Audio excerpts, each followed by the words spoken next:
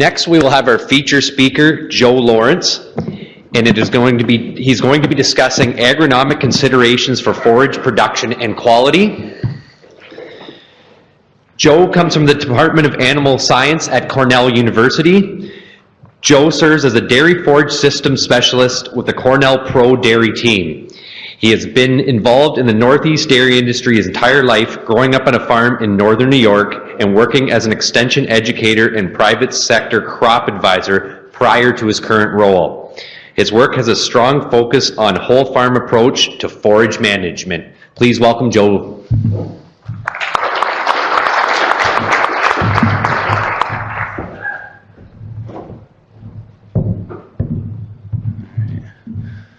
All right, thanks everyone. I like to move around, so I'll try to refrain myself and stay at the podium here.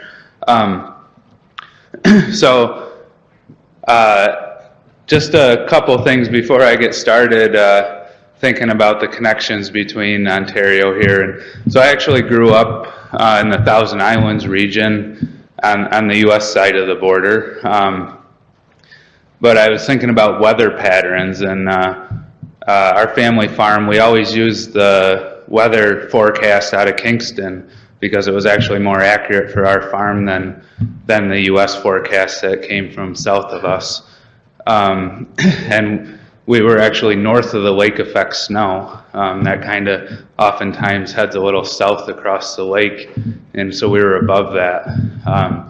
I've attended a fair number of events over the years in Kempville, and when we think about the growing season we have, there's actually pockets up there north of the border in the river valley that have a longer growing season than where I grew up on the south side of the river.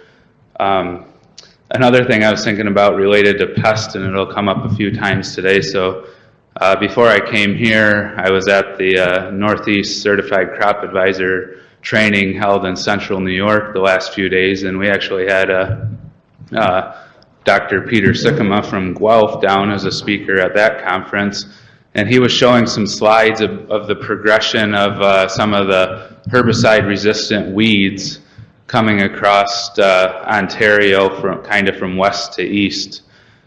And we see that you guys often get some of that stuff, some of the herbicide-resistant weeds. Western bean cutworm is another one that comes to mind, that maybe come out of Michigan and the Midwest and into Ontario. And then we tend to see that in northern New York.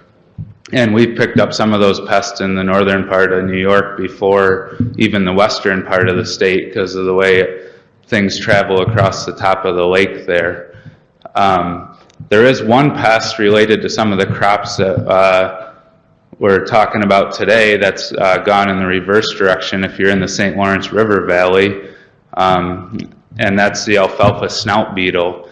And when we talk about winter kill, if you've ever heard of that pest, it can be a precursor to winter kill, or it can actually kill the crop, but in the spring it appears to be winter kill. So if you're in the St. Lawrence River Valley area there, that's another thing to look for. Dig some roots, look for feeding damage, because that's a pest that started out on our side of the border and made its way north. Fortunately, it doesn't fly, it doesn't move very fast. It's been restricted to a fairly small area there, but it's another one to keep an eye out for. So now to get into the talk here. This could also be, on the quality side, could also be probably titled "What We Can't Do to Influence Quality," because there's some things that we do on the agronomic side that get a lot of attention, a lot of focus, and frankly have little influence on quality. And there's some management things that we sometimes don't pay as much attention to that have a bigger influence. And I think the two talks already were excellent and actually dovetail well into some of the points that I'll try to make here. So I've always liked this slide related to forage management, that you really have to start out with a high quality feed coming out of the field, And then we have to have excellent silage management in order to make sure that feed quality is retained and actually makes it to the feed bunk, right? The way I kind of set up this talk is there was an article from forage agronomist at Penn State. This article is several years old, but it was an interesting article that where he ranked the top influences of forage quality in the field. And we'll talk a little bit about harvest and storage, but that's less of the focus today, but certainly very important, and some of the points made in the past talk definitely tie into that. And we see that some of the management considerations are higher on the list than some of the agronomic considerations, right? And also, since this article came out, there's a few things that have changed that maybe we could argue that we could reorder these a little bit. I think there's still the top 6 are very, I don't think we need to argue about that, but we maybe reorder them. One of them is the environment, listed at number 4. There's been a lot of work done on fiber digestibility in our forages in recent years, and some new metrics, like if you've heard the term UNDF, it's a measure of the undigested fiber in a forage. And I'll show you some data today when we start looking at some of those numbers. And if we're tracking weather patterns for the growing season, we can start to see how those weather patterns are triggering the way the crop grows, and some issues with fiber digestibility. Another one is variety. We spend a lot of time talking about variety sometimes, right? I actually run some variety trials with corn silage in New York, and we beat up our seed salesmen related to variety selection. And you see here it's actually on the bottom of the list, because oftentimes, especially historically, there was actually little forage quality difference between varieties. Certainly some important differences in yield, agronomic traits, pest resistance, but when it came to quality, the differences were less. I'll also share some data today related to some more recent additions, and I say recent, I mean BMR was actually discovered several decades ago and has been commercially available for a few decades now, so I don't know if it's really recent anymore, but it's still a consideration in terms of if we're comparing a conventional variety to a conventional variety, maybe we're not going to see a lot of difference in forage quality, but if we start comparing some of these newer genetics, these newer advancements that have been targeted towards forage quality, now we see differences. So I'm not going to go quite in order, because I'm going to go more in the chronological order that I think of in the field. So if we start with soil fertility, just real quickly, I'm not going to spend a lot of time here, but certainly attending to soil fertility is very important for the health of our crop. There are some examples of how it affects forage quality, just in terms of overall crop performance with our corn silage. How good of an ear does it put on? That can be related to fertility, right? Nitrogen fixation and protein content. But oftentimes the idea of feeding the soil to improve forage quality is either not real effective, or even if we can show that it's somewhat effective, it may not be very economical. A few notable exceptions are nitrogen on grass. In my opinion, is just a no-brainer. It increases yield and protein content. And then on the flip side, excess potassium in our hay crops could be an issue for dry cows, right? So we can actually have anti-quality impacts there. A few future considerations. We think about this potential linkage between plant stress and fiber digestibility. What if we reduce the stress on the plant? We're hearing more about some of these biologicals that can help with root development and that sort of thing. And if we could potentially reduce the weather-related stresses on the plant, we may have an impact on quality. Now, again, I think a lot more research needs to be done there, and I also think we really will have to scrutinize the economics of it if the research shows that there's a benefit. Also, some recent work out of Minnesota reevaluating potassium fertilization. It came up this morning. It's important for winter hardiness. It's important for overall plant health, but they actually found in this recent study that they actually saw some decreases in overall forage quality as they went with some really high potassium rates in the study. Jump into crop species, that was up there on the list, right? And we often think of corn as an energy source, hay as a protein source, and but more and more, regardless of the forage type, we're talking about digestible fiber or total digestible nutrients that we're getting from that forage, right? And there are some differences. This is out of a fact sheet from Wisconsin, just showing the range in fiber levels and fiber digestibility of our legumes, our grasses, and our corn. So, there's pretty big ranges and they overlap there quite a bit. So grass has really high potential. I actually grew up on some heavy clay soil and we couldn't really grow alfalfa, and we grew a lot of grass, and it has a ton of potential, but it can also be less forgiving. And here's just a few examples. Some work in New York looking at crude protein content in the spring of the year in our first cutting. And, if we get late on alfalfa, yes, we've lost some protein, but it kind of levels out a little bit, and we can still get some, 18% alfalfa, even if it's cut late. Now, fiber digestibility is going to become more of an issue at that point, right? But from a protein standpoint, meanwhile, grass just keeps on going down, right? And so, and if we look at the other graph that was in the last slide, grass has a really high potential for fiber digestibility on the high end, right? But we also see that the low end is the worst as well. So high potential, less forgiving. And then, I like this quote that I read in a magazine not too long ago. Good forage is the right combination of the right amount of fiber at the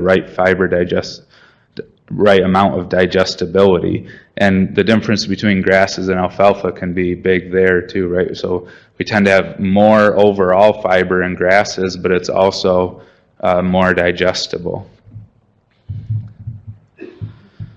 So how about crop variety? And I mentioned this already in the past. Maybe it was a bit of a yield contest, or we focused more in on our agronomic traits and pest tolerance traits. If you look at a lot of alfalfa variety trials, whether they're from a university or the private industry, a lot of times they might list yield, and then some pest resistance factors and stuff. A lot of those programs don't even test for quality, right? But as we think about something like the reduced lignin alfalfas that are out there now that makes a bigger difference to us. So thinking about cool season grasses, we definitely know there's some meaningful differences between the types of grasses, but less difference between the varieties. So in other words, this is a ranking from Dr. Jerry Cherney at Cornell, but looking at forage quality potential. And there's a definite differences in potential going from meadow fescue down to orchard grass in our stands. But if we pick two orchard grass varieties, there tends not to be a lot of difference between those two orchard grasses. Thinking about the low lignin alfalfa, a graph out of Wisconsin, thinking about harvest timing and our low lignin alfalfas. So what they show here is that your curve for decreases in quality, it goes down slower with the reduced lignin. So you could have two chances here. You could either harvest at the same date and get a higher quality, or you can actually delay harvest by several days, which is going to increase your yield and end up with the same quality you would have had with the earlier harvest of a conventional alfalfa. So it gives us a little bit of flexibility there. We could actually take less cuttings per year. Some studies have shown that with you can get actually more total tons with one less cutting per year, but maintain the same quality. Thinking about hybrid selection, so we run some corn silage trials at Cornell, and we feed those silages into a nutritional model to predict the how the cow will respond to the forage quality. And what we're seeing here is the predicted dry matter intake. So the red line is we set a target of 60 pounds of dry matter intake for those cows in the model. And then we plugged in these different corn silage hybrids with different digestibilities and looked at how the milk intake would either go up how the dry matter intake would either go up or down based on the quality of that hybrid. There's two things I want to show you here. One, I'm jumping ahead a little bit to one of my other points related to weather, but this was 29 different hybrids, and each number is a hybrid grown at 2 different locations in New York. And what we see here is that based on largely on weather conditions, that the same hybrid was really digestible at one location, and dry matter intake went up. At that same hybrid at the other location, the blue bar, had a different growing season, and digestibility went down, or predicted dry matter intake went down based on lower digestibility. And what do we tend to see here? That the difference between an individual hybrid at different locations is actually often greater than the difference between hybrids, right? So when we put all these different hybrids at the same location, there are some differences, but they're not quite as great. We put the same hybrids, the same genetic under different growing conditions, and we actually can see greater impacts. The other thing here is there's one in the middle that stands out a little bit, and that was a BMR that was entered in the trials. And you know, back to variety selection, you know, we see that the impact of the fiber digestibility there showing up. So how about total starch?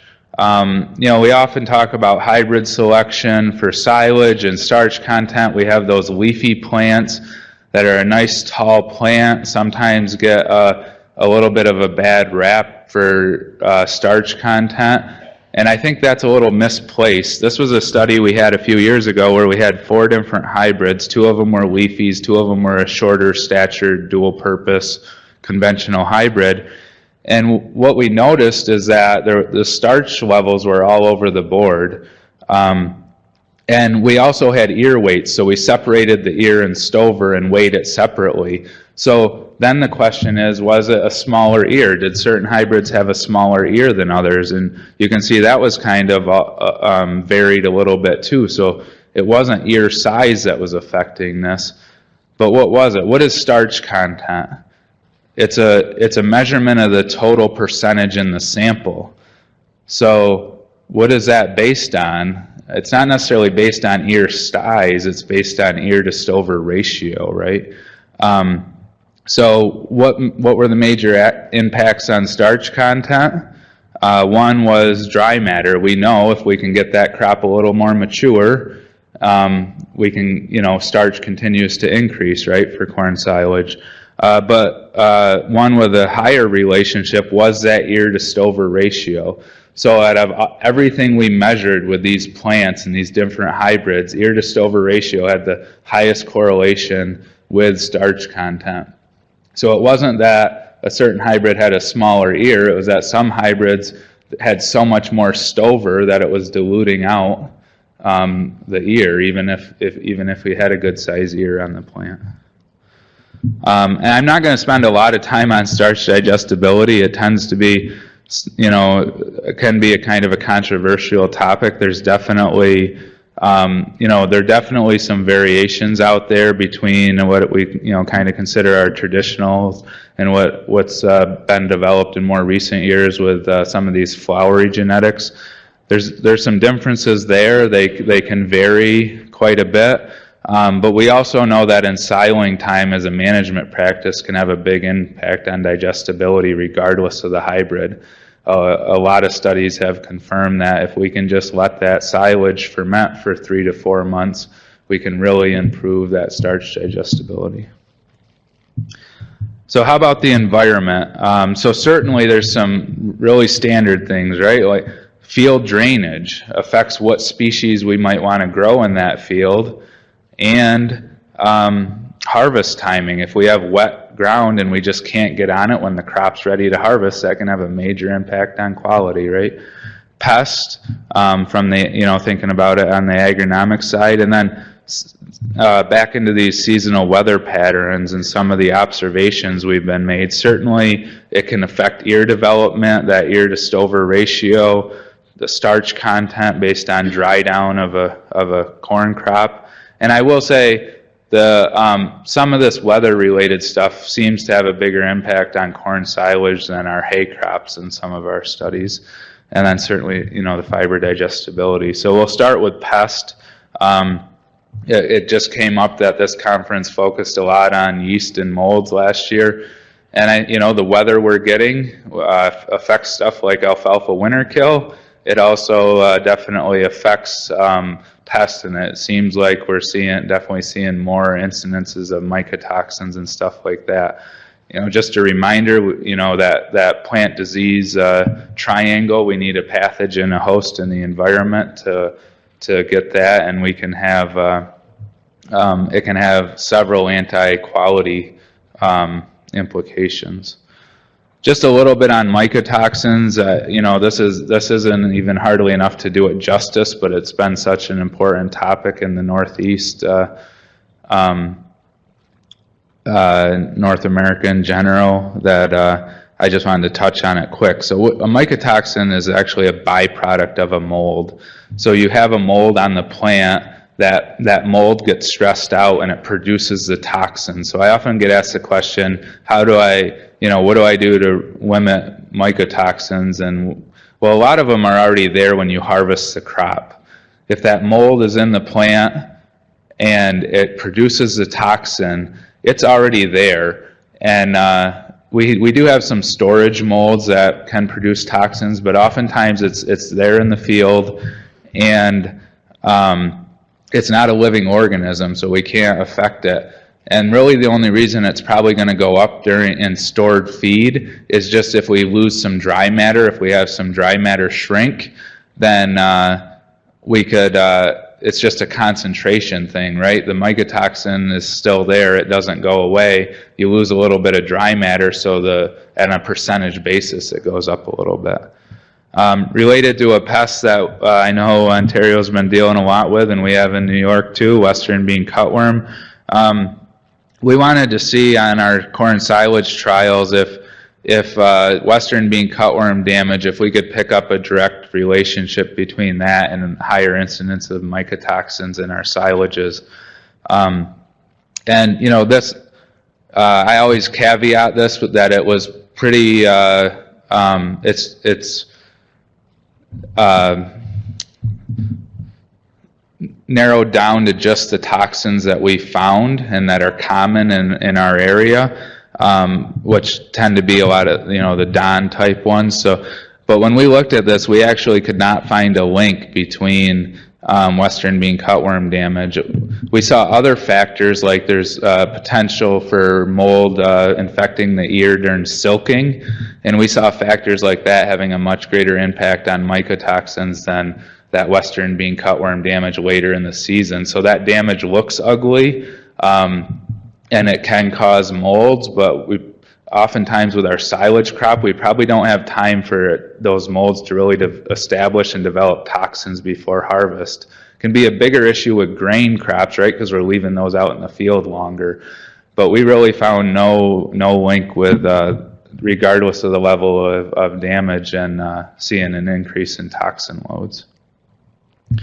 Potato leafhopper came up already, and that's one where it can really not only affect yield but protein levels. So when we talk about it from a quality standpoint, you know, we actually can see decreases in protein, and you know, Christine's comments were right on related to the issues there, and just mowing it off if the damage is already there. Also, leaf diseases. If we have a lot of leaf disease, they tend to fall off the alfalfa plant easier. And where's our quality in alfalfa? It's in the leaf, right? So if we lose those leaves, then that can be an issue, and so diseases there can impact that, as well as our harvest management and leaf loss. So some of the ongoing research with corn silage quality is seeing some influences of rainfall. So we tend to see higher, when we have higher total rainfall for the season, we see lower fiber digestibility.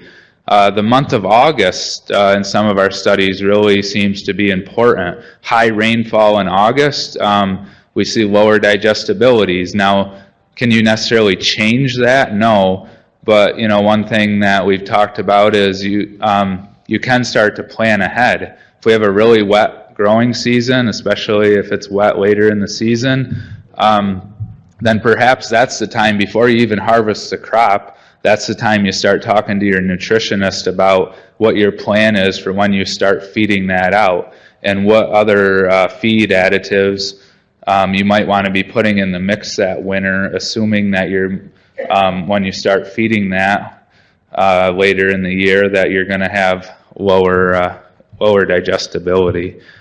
Soil drainage. We tend to see a pattern on our poorer drained soils that we have lower digestibility levels on some of those poorer drained soils. Extreme heat, especially at certain times like around tasseling, have a negative impact on fiber digestibility. And then we also see a lot of interactions between the three. So sometimes it's not as clear cut as a certain weather event will have a big impact, but when we start looking at some of these interactions.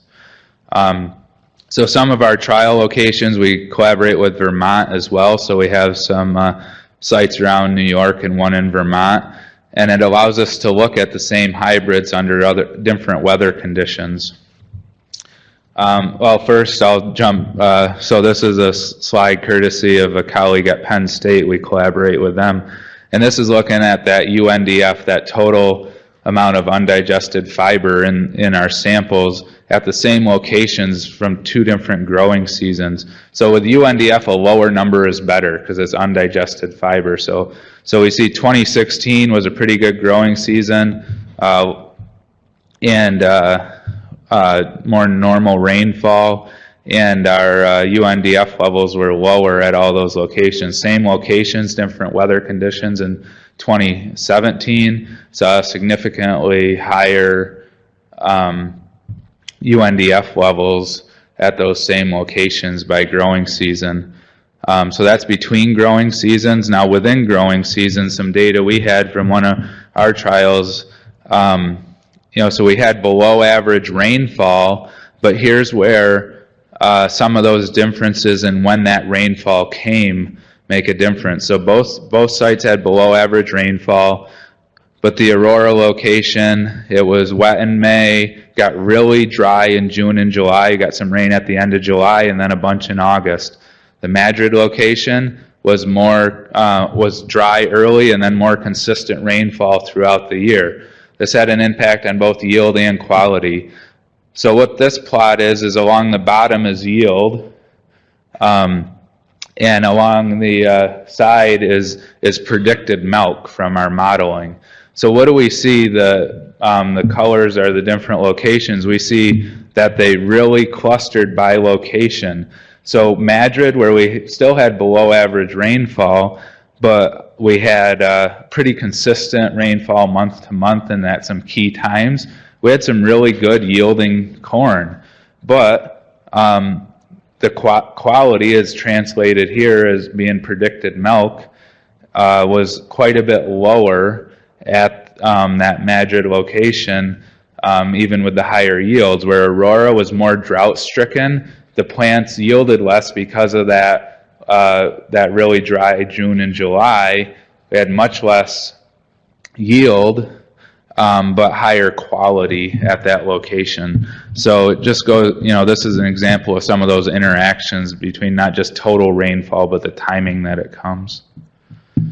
And, here is just another example from this year. We planted the same 4 hybrids at 6 different locations, and we start looking at like the UNDF numbers over here, or any of them Starch, and we see that same 4 hybrids, different locations, and there can be quite a bit of variability there based on the growing conditions.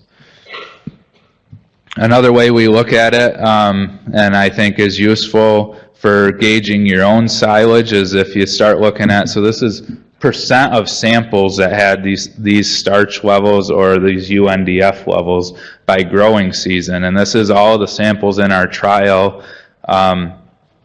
and over the last 3 years, and we see that these lines shift. So UNDF in 2018 we had really poor digestibility crops.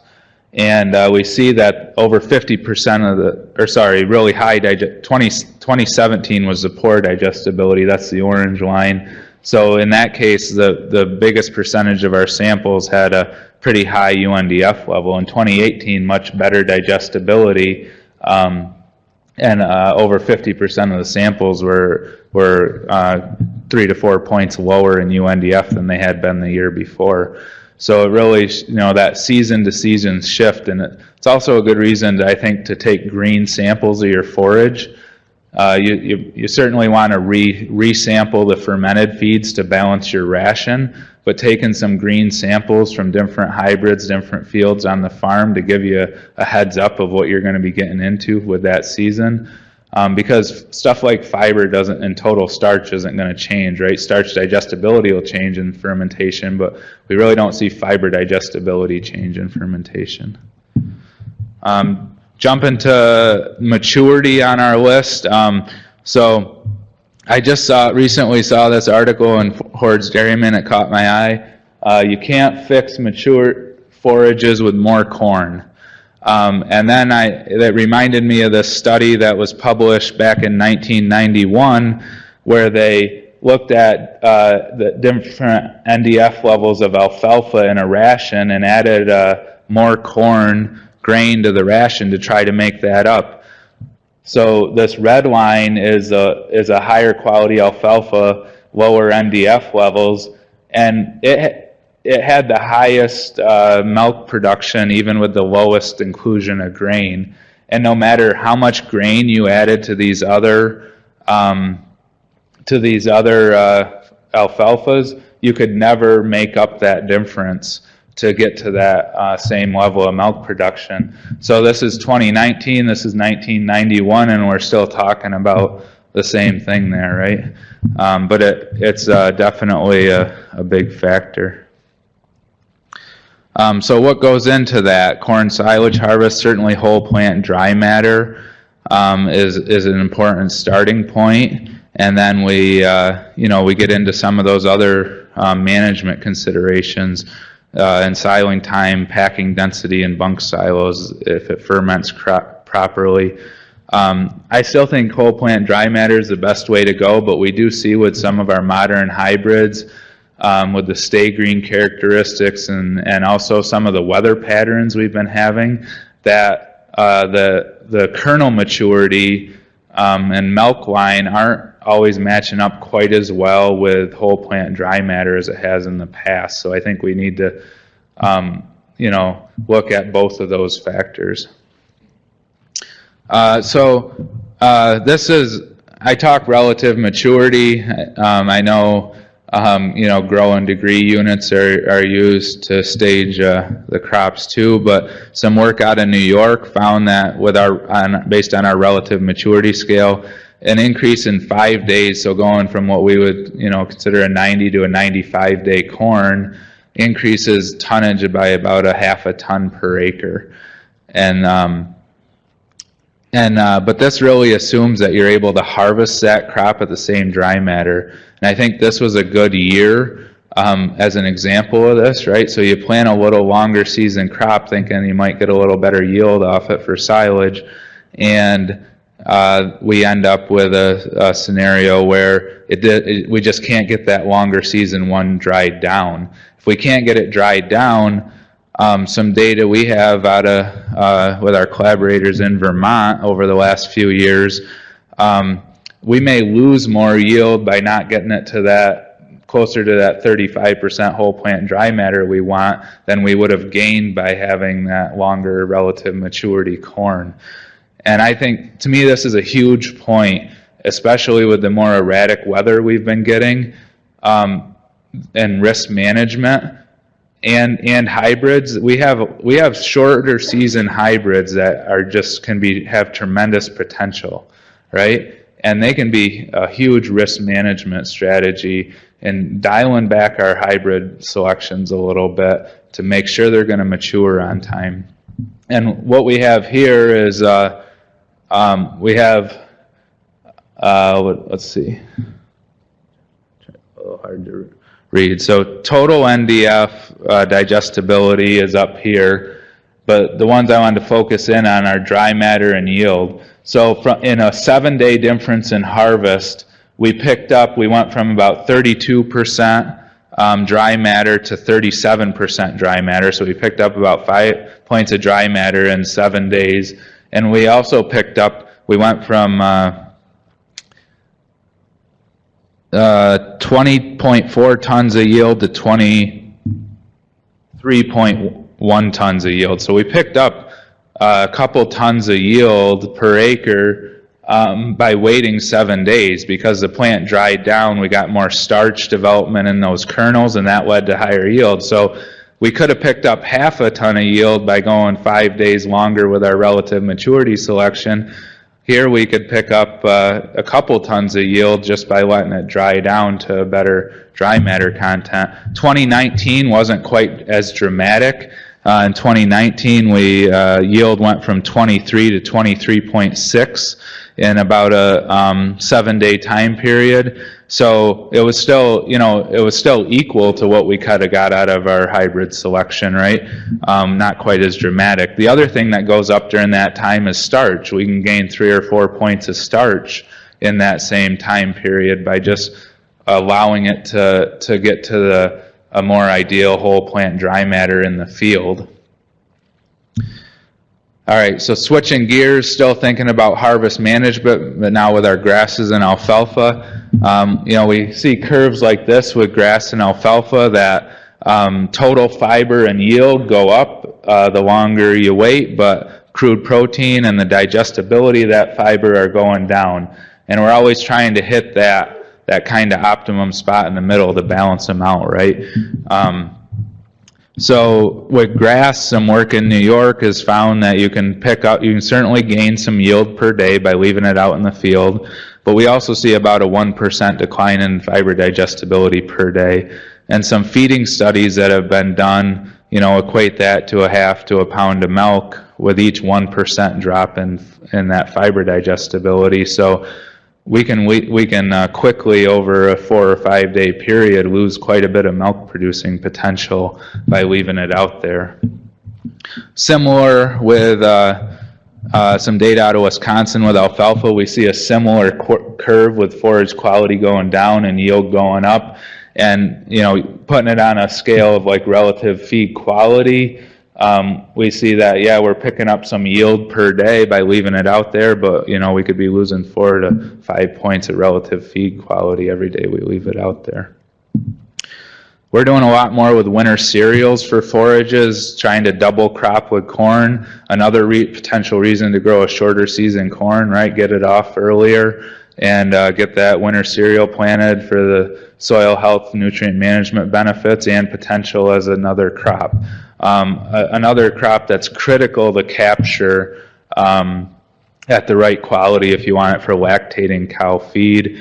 And that stage 9, that flag leaf stage, is when we want to get that. For us, it's often about a week before our first cutting if we want it for lactating cows. And, you know, the old saying with grasses, right, once you see the head, the quality's dead. And that, you know, and so we see that with our winter cereals too. So something I've been talking about the last few years, I made up this name, dynamic harvesting. I don't know, it seems kind of silly now, but I've stuck with it.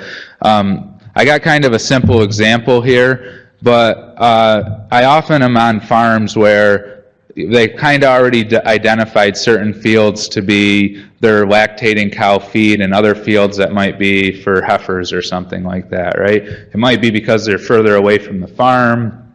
It might be because they're older stands. But we oftentimes have these fields that, all right, these are going to be for non-lactating animals. This is our better stands for lactating quality feed. Well, what happens if you get, you know, some rain delays or equipment breakdowns?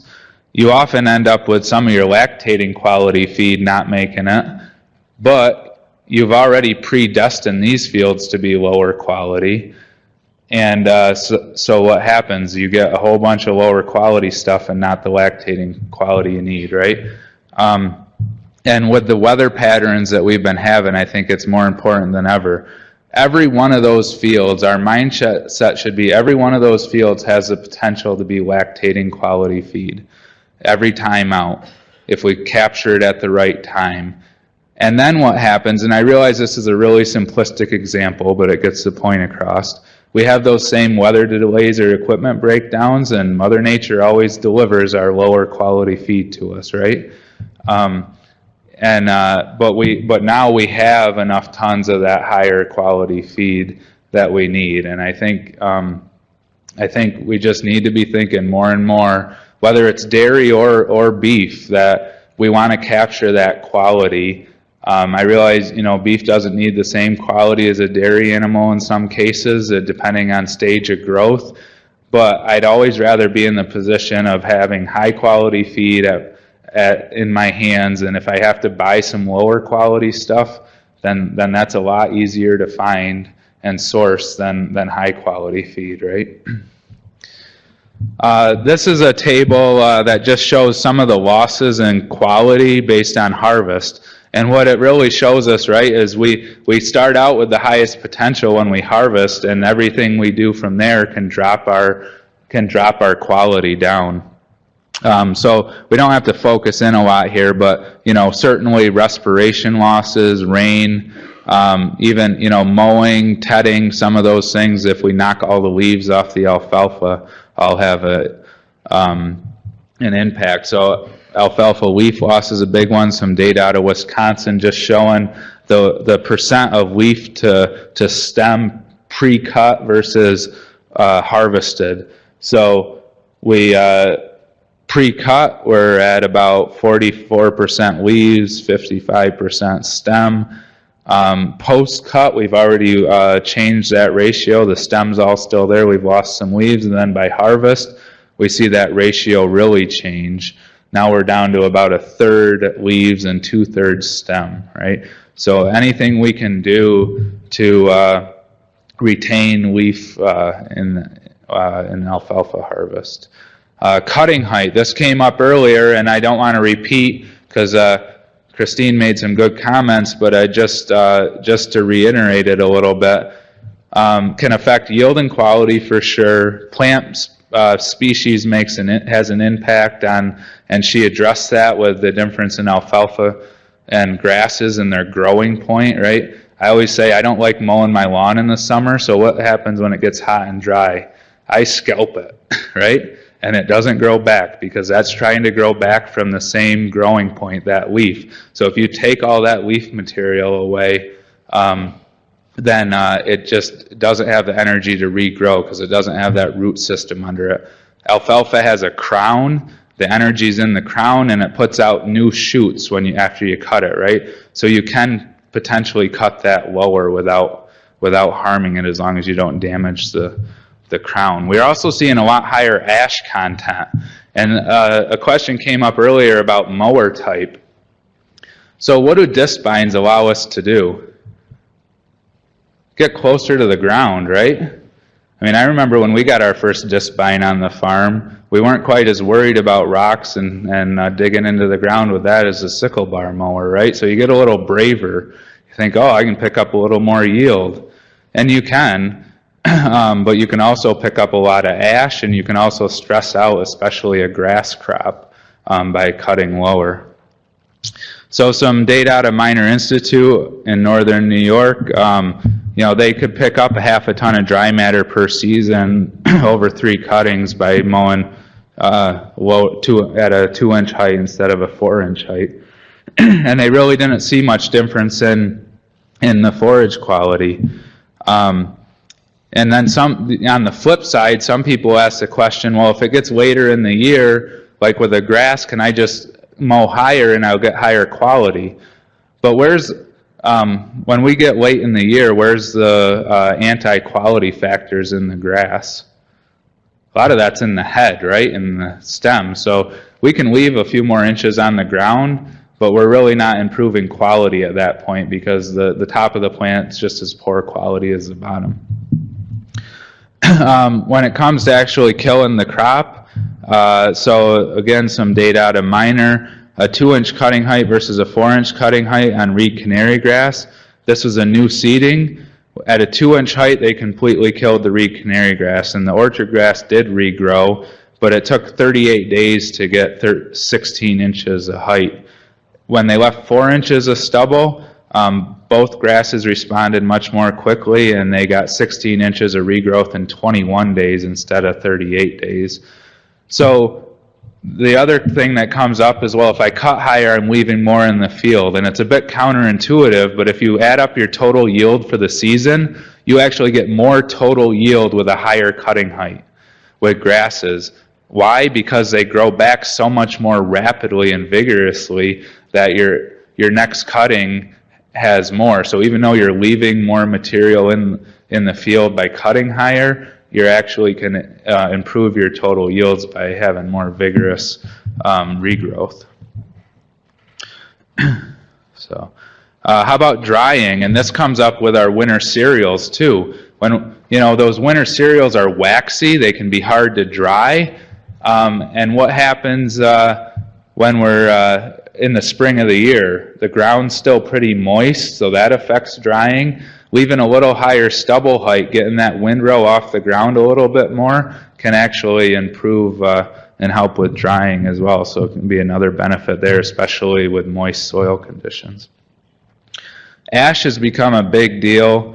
Again, I think it's a bit related to the use of discbines. And it really can bring some contaminants in the feed, and we're feeding stuff that just fills up the rumen. It's like that UNDF, right? That undigestible fiber. It's stuff that just fills up the rumen and doesn't have a whole lot of nutritional quality to the cows. And I apologize for the units. I honestly didn't even think of converting units over for this presentation. I'm sorry, but we plugged in a 9% versus 11% ash into the same ration, and found that it, because of reduced dry matter intake, it reduced milk by about 2 pounds per cow per day with that 2% increase in ash content. Another thing, so what are some of the stuff we can do related to equipment to affect ash? Those discbines, the tilt of the cutting head. Sometimes you adjust the cutting head depending on the manufacturer model. Sometimes they drop uniformly, right, front to back. Other ones tilt the front down to get that lower cutting height. When you tilt that front down, you're actually creating more of a vacuum effect, and you're pulling up more soil particles into your swath. Also, some of the blades on the discbines are curved. They have that curve to them. That actually creates more of a vacuum cleaner type effect too, of pulling up soil material. Rakes and mergers, definitely. I mean, wheel rakes, they tend to be cheaper and convenient, but a study out of the Midwest showed that there's about 3% increase in ash with wheel rakes. Certainly there's stuff we can do to adjust that, right?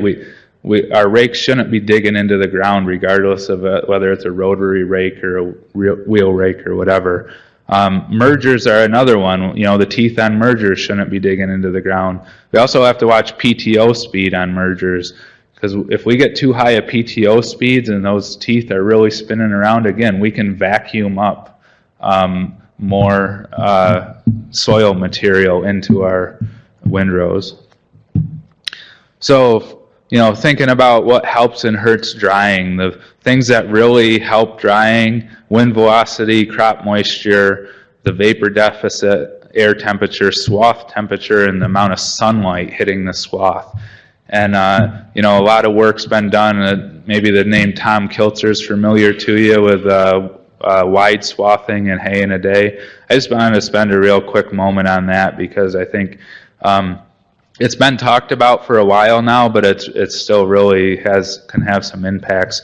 And while we talk about haylage in a day, I like to talk about just whatever we can do to minimize the time that windrow is out in the field, that we're not burning off sugars. So, when we get that windrow, that narrow windrow, it's basically composting in the middle. The top dries, it stays sopping wet in the middle, and kind of actually starts to compost and burn off some of our quality, right?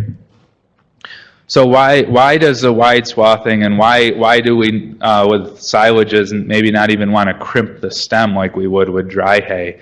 Well, if we think about how a plant grows in evapotranspiration, it brings up moisture and nutrients through the roots, and then that moisture leaves through the stomata and the leaves, right? When the sun's out. Well, when we cut the plant and we don't condition it, that process continues. We lay it out wide so the sun can hit it. We don't condition the stem, but now instead of pulling up moisture from the root system, it's pulling air into the end of that stem like a straw, and the moisture is still weaving through the leaves. So that's why we can get that rapid dry down without having the stem crimped. It works for silage. It doesn't work well for dry hay. We do need to crimp the stem there, because to get that second phase of dry down to get to dry hay. But what happens when we crimp that straw, when we crimp that stem? We short circuit the whole process, and the moisture can't leave through the leaves. And we do get a little bit of moisture loss through the broken part of the stem, but it's not nearly as much. So to wrap up this portion of it, thinking about how we can affect maturity, it's often been thought, right? If we miss our harvest window, then it's too late. There's been some work recently out of Minor Institute that's changing the thinking on that a little bit. And I'd say it's still early in the process. We need to get more data related to this. But I think it is very interesting to look at. So they've introduced a new term. We've heard for a while, this quote is from 1997 of PENDF. So if you've heard the term physically effective fiber, how physically effective that is to the animal, that fiber. Well, now Minor Institute's talking about PEUNDF, so that's physically effective undigested fiber. And what they did in this study is they used a combination of a low fiber digestibility Timothy hay and a high fiber digestibility Timothy hay, and then they cut it at different lengths. So now you multiply length of cut by that by the UNDF level, and we have this term PEUNDF. And what they had is there were two rations that one had a short cut length but higher UNDF levels. The other had a long cut length and lower UNDF levels. And when you do the calculation, they both had a PEUNDF of 5.9, so you get the same number.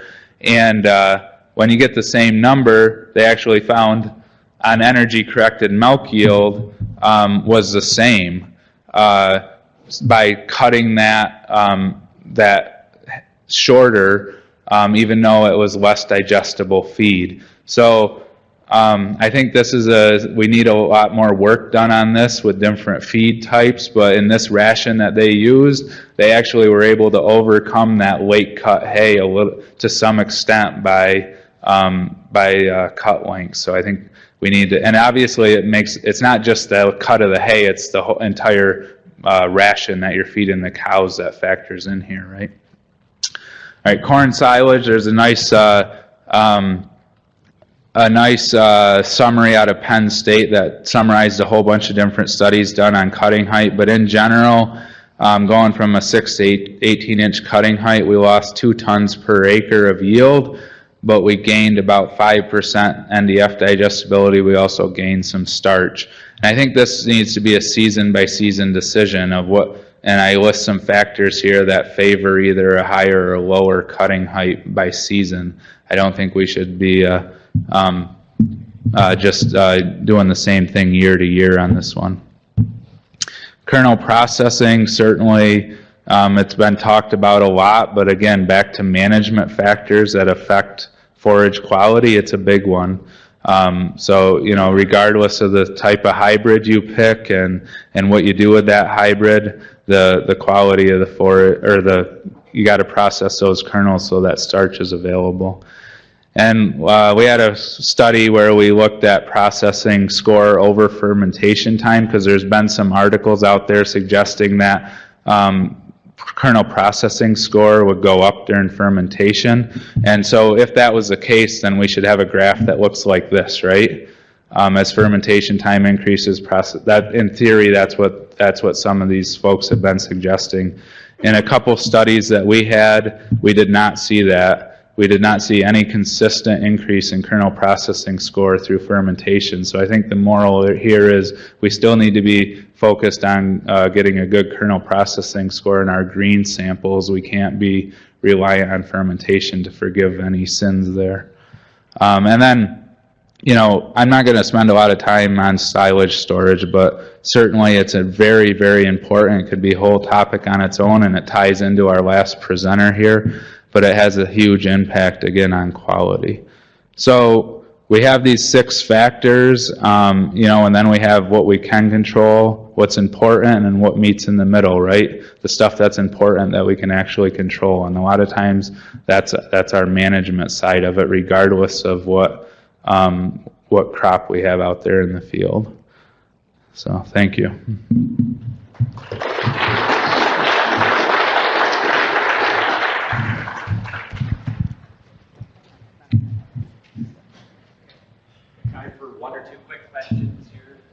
I've got a couple from the folks online here, Joe. From Ridgetown, how much is lodging an issue for low lignin alfalfa, and what is the impact on yield?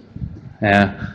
So there's two answers to that. In a lot of the research projects, we've seen very little impact of lodging on low lignin alfalfa. Anecdotally, from some farmers, that they're reporting that they do feel that there's a little bit more of a lodging impact. So we don't have a lot of research data on the impact on yield, because we haven't really seen it in our projects to measure the difference in potential yield. But we do see we are hearing out in the field that there can be some potential negatives there. So I think it's still unfolding, and we need to get some more information on it.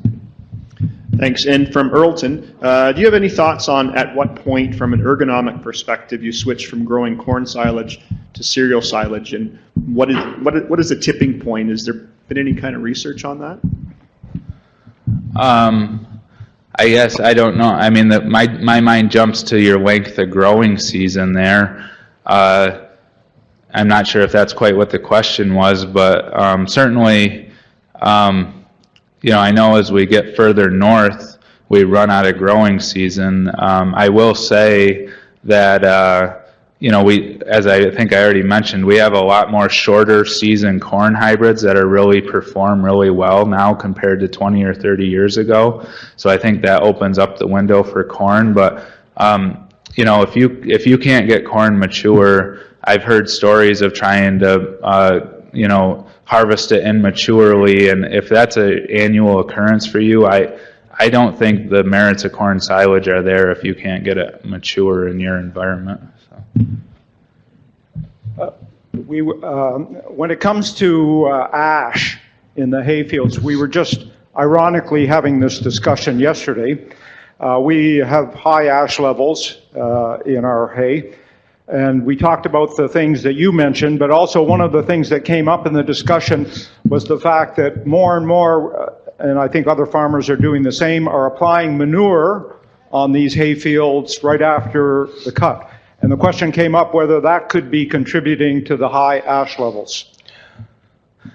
That's a great question. So I think it could, from the standpoint of I think it ties back into those other things, because it's more free material on the surface that could be sucked back into the forage, right? So I'm not sure if the manure application process itself is having a negative impact, but if you have more free material on the surface that's loose to be sucked up into for the other reasons, I think it could be an issue. Yeah. Do we have time for one more? One more? Okay.